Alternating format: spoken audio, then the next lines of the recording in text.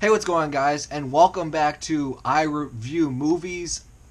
I did this with the It movie 2017 version, and once again, if you guys want to watch a video, I will leave the link down in the description, so make sure you hit the like button for this episode and subscribe if you're new. This was a subscriber request. We're going to be reviewing 47 Meters Down. Now, this movie did come out a few months ago. I did see it in the theaters. Now, I'm going to give my take on the movie, and then we're going to go for the reviews and go from there. Now, I absolutely, with a burning passion, did not, I repeat, not like this movie. And I'm going to tell you why. First of all, it's very deceiving. Because once again, as I mentioned in the It film, I've studied film for years. I know what makes a good film and what makes a not so good film. And I'm going to completely keep this unbiased, and you can have your own opinion, but this is my opinion. First of all, 47 Meters Down, deceiving title. Because scientific fact is that your body, a human cannot survive with that kind of depth or something like that. Basically, I'm going to tell you what I mean. Basically, 47 meters down equivalates to about like 1,000, 1,100, 1,200 feet. Okay, so 1,200 feet in the water. Your body cannot stand the G-forces that is required to sink down 1,200 feet twice and survive. Your brain would literally explode. But they do it twice in the film, and the first time they have no injuries, and the second time, I forget who the person's name was, their leg gets caught under the cage. Like, that's it. And speaking of which, when the leg got caught under the cage and there was blood and everything, first of all, there's some blood, and yet throughout the entire film, sharks did not pick up on this. Isn't there a scientific reading that like sharks can sense blood from like a few miles or something like that, or is that a myth? But think about it. Ever since the blood is out of the leg with the cage, there was like no aggression, no sense of increased aggression with the sharks throughout the entire film. And here's another thing. The film was so poorly paced because you have the beginning and then 10 minutes in the film like they're already underwater and underground. There's no reason why this film's only an hour and a half long and received so negative reviews, because it was poorly paced. It was a good idea, but you shouldn't 10 minutes in the film jump into the water and stretch out time like so long. And don't even get me even started on the ending. Now we're going to do an inversion. Since I looked at the bad reviews of it because I liked the movie, since I did not like this movie with a burning passion, we're going to look at the reviews that say this is a really good movie and a pristine work of cinema. Shark-wise, the film is well done. The computer sharks move smoothly, and there's no super shark that shows up like in last year's Summer Disappointing The Shallows. First of all, it was not well done, as I talked about before with the science and the pacing of the film. And two, they move smoothly.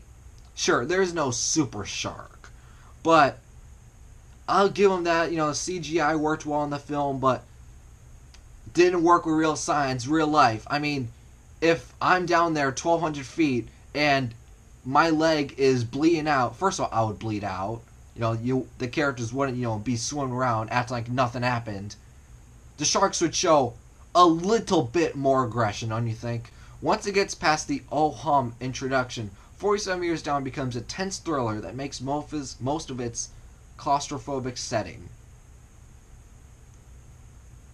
I have a few things to argue with that, and once again, it's not spoiling anything.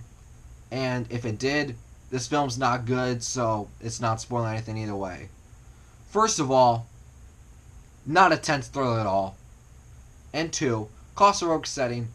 There has been like many scenes in the film where like the character is like in the water and it's just so dark and everything. It's a cool shot and everything, don't get me wrong, but when you have the character and it's just this big ocean around them, that doesn't sound very claustrophobic to me. Roberts does a first-class job of exploring that near universal fear of what lies beneath. If you don't have it already, you will have to after this. Once again, the science of this film is completely unrealistic. Now, not every film has to go off of science, but the film should at least use some, common sense. Like, if you're falling 1,200 feet, the human body should not be able to survive. If your leg is bleeding out, you should be able to pass out. You should experience severe blood loss. The sharks should be more aggressive because they smell blood. Like, none of that fits. This one's great. Through the heroines make some terribly dumb moves, classic horror movie logic, if you can even call this a horror movie. In their bid to survive the ordeal, the script's clever reminders about deep-sea do's and don'ts will keep viewers invested in the final outcome. Oh my god. There's a lot to take from this, and I'm going to keep saying this. Science, science, science, science, and true facts! Like, come on, people!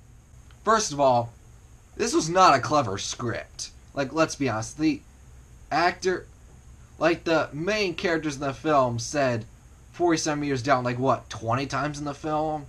It's like, okay, we get it. We're watching a film called 47 meters down. You don't have to keep reminding us about it. Point A to point B. You go underwater, you should be dead, and then movie ends.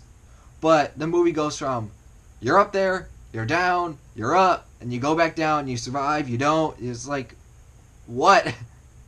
It's not clear cut. It is a simple idea, but an effective one, and Mr. Roberts strains it out for 85 minutes with some clever twists and turns. If you're talking about the ending wasn't even clever. This isn't even in the theaters anymore. It's available on iTunes, so this is not spoiling anything, but the fact that they go from a hallucination to not a hallucination, the twist and everything, that's not a twist. That's literal bull. I just keep scrolling through the reviews, and people are saying it's just like the master of the cinema or something like that, so I cannot do this anymore. It's just sucking too much energy out of me trying to critique and say the same thing over and over again. This is not real science. It's not a real movie. It does not base off of real basic common sense. So I'm going to leave this video here, and hope you guys enjoyed the video. Did make sure to hit the like button and subscribe if you're new, and put down in the comment section what movie I should review next. I'm going to be seeing probably Thor Ragnarok either tonight or tomorrow morning, whenever this video is up. I'll be seeing that movie, so let me know if I should review that, or if there's another movie out there I should see. Let me know.